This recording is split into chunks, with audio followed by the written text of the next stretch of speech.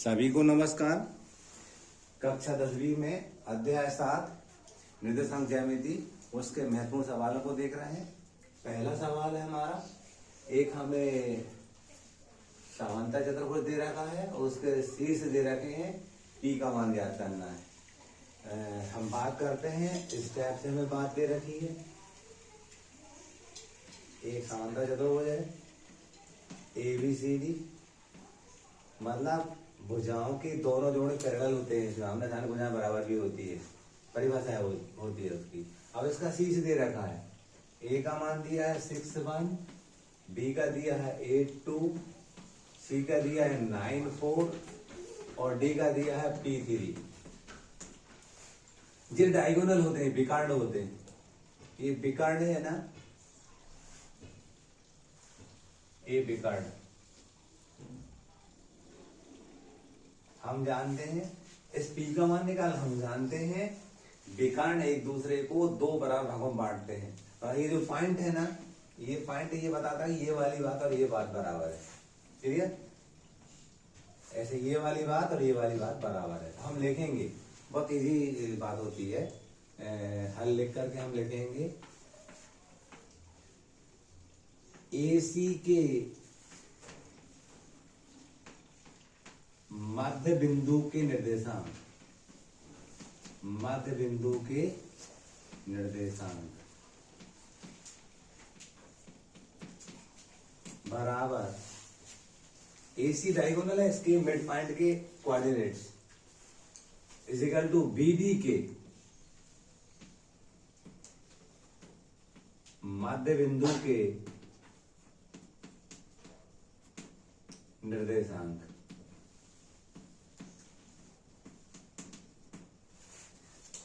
मतलब हम जानते थे मध्य बिंदु के निर्देशांक के सूत्र हमें मालूम थे। देखना, हम x प्लस एक्स लिखते थे अपान में 2, यहाँ y प्लस वाई लिखते थे अपान में 2 और 1 2 1 2 लिखते थे। ये मिड पॉइंट के कोऑर्डिनेट्स होते हैं। ऐसे यहाँ पर x प्लस एक्स अपान 2, यहाँ y प्लस वाई अपान 2, यहाँ 1 2, यहाँ भी 1 2 लिखते थे। सही है। अब यहाँ पर AC के लिए देखेंगे आप, AC जे है, x1 y1 जे कहलाएंगे और x2 y2 वो कहलाएंगे। तो हम लिखेंगे यहाँ पर 6 प्लस 9, समझ गया, अपान 2। x1 6 था और वह x2 कितना था, 9 था।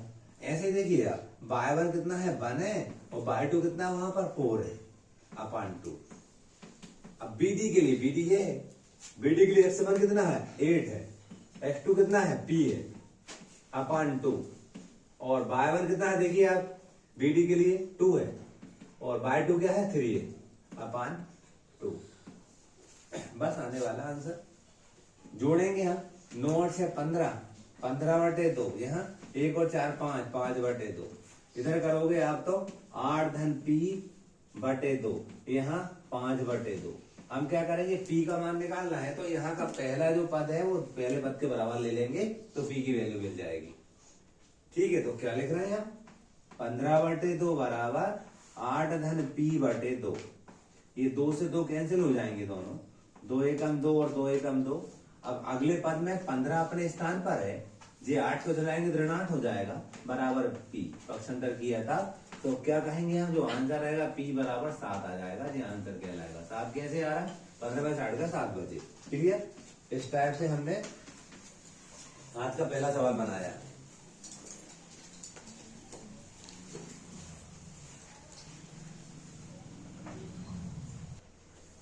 क्वेश्चन नंबर 2, बिंदु दे रखे थे हमें, ये समांतर चतुर्भुज के शीर्ष है, हमें x और y के मान ज्ञात करना है। हम क्या करेंगे, सबसे पहले एक समांतर चतुर्भुज बनाते हैं। ABCD बनाया, हमें मालूम है इसके विकर्ण एक दूसरे को समद्विभाजित करते हैं। ये विकर्ण कहलाता है AC, ये BD डायगोनल कहलाता है। ये एक दूसरे को समद्विभाजित करते हैं, मतलब ये वाली बात और ये वाली बात बराबर है, ये भी, ये दोनों बराबर है। ठीक है। अब बात करते हैं, निर्देशांक दे रखे थे। मान लीजिए इसका 1 2 है, इसका 4y है, इसका x और इसका 3y। अभी क्या वैसी करेंगे, यहाँ लिखेंगे AC के मध्य बिंदु के निर्देशांक, बिंदु के निर्देशांक विकर्ण है, चल भाई विकर्ण है ना, बराबर विकर्ण BD के मध्य बिंदु के निर्देशांक।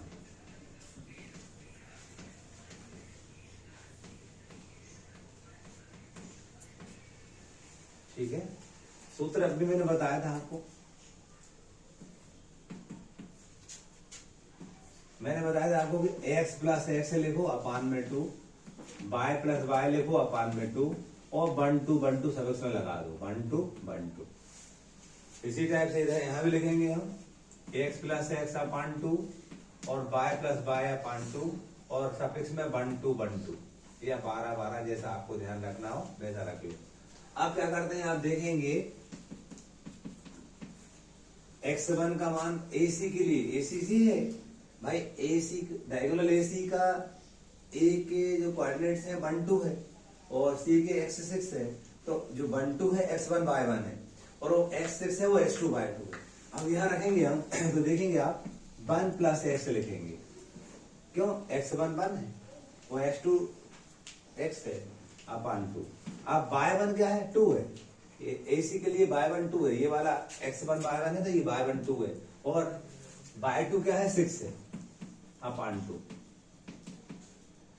अब डायगोनल BD देखिए, BD है, BD का x1 क्या है 4 है, x2 क्या है 3 अपान 2। y1 देखिए इसी का BD का y1 क्या है y और y2 क्या है 5/2। क्लियर। अब क्या करते हैं, हम पहले पत्ते और पहला पद लिख लेते हैं और दूसरे के बाद दूसरा लिख लेते हैं। ठीक है, तो हम थोड़ा सा और सिंप्लीफाई कर ले रहे हैं। पहले 1 प्लस एक्स अपान 2, यहाँ 6 और ये कितने हुआ 8 अपान 2 हो जाएगा, 6 और 2 8, और यहाँ पर 4 और 3 7/2 और ये y 5/2। पहला पद पहले के बराबर लिखेंगे हम, 1 plus x upon 2 is equal to 7 upon 2 लिखेंगे हम। इसी टाइप से हम क्या करेंगे, 8 अपान 2 इजिकल टू y प्लस 5 अपान 2। दूसरे पर साथ रख लीजिए, नीचे वाले 2 कट जाते हैं, 2 एकम 2 2 एकम 2, x यही रहेगा, ये 7 ऋण 1 पक्षांतर किया था, x बराबर 6, ये 2 से 2 कट जाएंगे। क्लियर, 8 अपने स्थान पर है, 5 डलाएंगे, ऋण 5 बराबर y, तो y बराबर आया 3। यही आंसर होगा, x का मान 6 होगा और y का मान 3 होगा।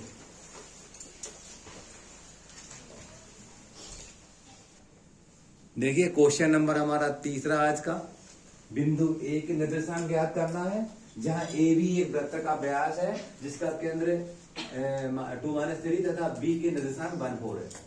मतलब हमें एक वृत्त दे रखा है, इस टाइप का वृत्त दे रखा है, सर्किल है ये, इसका सेंटर केंद्र यहाँ कहीं होगा, बीच में मान लीजिए O है, यहां से जाने वाली जीवा को हम व्यास कहते हैं। क्या कहते हैं, व्यास। ये ए भी दे रखी है, ये भी क्या है हमारा डायमीटर है। क्लियर, हमें सेंटर को सी कह दो, कोई दिक्कत, सेंटर के यानी केंद्र के निर्देशांक हमें दे रखे थे 2-3, ये देखो केंद्र के 2-3 दे रखे थे, और बी के निर्देशांक दिए थे 1 4। क्या दिए थे, 1 4। हमें ए के निकालने, इसके निर्देशांक क्या होंगे ये निकालने। हमें मालूम है कि जो डायमीटर होता है, डायमीटर को सेंटर 2 बराबर भागों में बांटता है ना, सी जो है हमारा मिड पॉइंट कह रहा है। क्लियर, तो हम इस वाले निर्देशांक को x1 y1 मान ले रहे हैं कि ए के निर्देशांक x1 y1 है, ए के कोऑर्डिनेट से x1 y1 है, हमें सी के कोऑर्डिनेट से दे रखे हैं 2-3 और बी के भी दे रखे हैं 1 4। डेफिनेटली मिड पॉइंट वाला फार्मूला लगा देंगे हम और इसको कर लेंगे। तो हल लिख करके हम देखेंगे,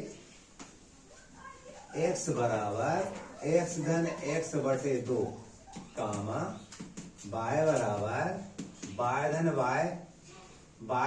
y/2। फिर हम 1 2 लगा देते, ये मिड पॉइंट के फार्मूला हो गया हमारा। ठीक है, अब मान रख दो सबके, तो देखिए x का मान तो हमें 2 दिया है भाई। इसको निर्देशांक रहते हैं ना, ये मध्य बिंदु के x y है, इनको x y कहेंगे, और ये हमारे x2 y2 है। ठीक है, तो x का मान तो हमें 2 दिया है, बराबर x1 का मान है x1 ही है, और x2 का मान कितना दिया है 1 पूरे के बटे 2। कोई दिक्कत तो नहीं। मैंने क्या किया, ये तो फार्मूला था जो हम तीसरी बार लिख रहे हैं, पिछले 2 सवालों में इसी सूत्रों को लिखा था मैंने। x और y नहीं लिखता था, केवल j और j लिखता था मैं। ठीक है, अब यहाँ x का मान कितना दिया है 2, x1 मान नहीं मालूम, x2 का मान कितना मालूम था 1। अब आगे हम बात करते हैं, देखिए इसी टाइप से इधर रखेंगे हम। y का मान -3 है, बराबर y1 मान तो y1 ही है, और y2 का मान कितना दिया है 4/2। हमने वैल्यू रख दी है x की, x1 की, x2 की। अब देखिए त्रिक गुणा कर रहे हैं, इस 2 के बटे में 1 लगा सकते हैं, इसका इससे गुणा करेंगे हम, x बंधन 1 ही आएगा, और 2 का 2 से करेंगे 2 दूनी 4 हो गए। इसी तरह से ऋण 3 के बटे में 1 लगा सकते हैं, यहाँ त्रिक गुणा करेंगे, इसका इससे करेंगे तो y बंधन 4 आएगा, और 2 का 3 से 2 3 6 ऋण के 6 आएंगे। अगले पद में x1 यही रहेगा 4, ये धन 1 था, रहेगा तो ऋण 1 हो जाएगा। यहाँ पर y1 ऋण 6 था, इधर जाएगा तो ऋण 4 हो जाएगा। तो x1 बराबर 4 में से 1 3, यहाँ y1 बराबर ऋण 6 ऋण 4 ऋण 10 हो जाएंगे। हम आंसर कह देंगे जो a है ना, उसके निर्देशांक होंगे हमारे 3 और ऋण 10। ये हमारा उत्तर हो गया। ठीक है, इस टाइप से हमने सवाल नंबर 3 किया। तीनों ही सवाल एक जैसे ही हैं।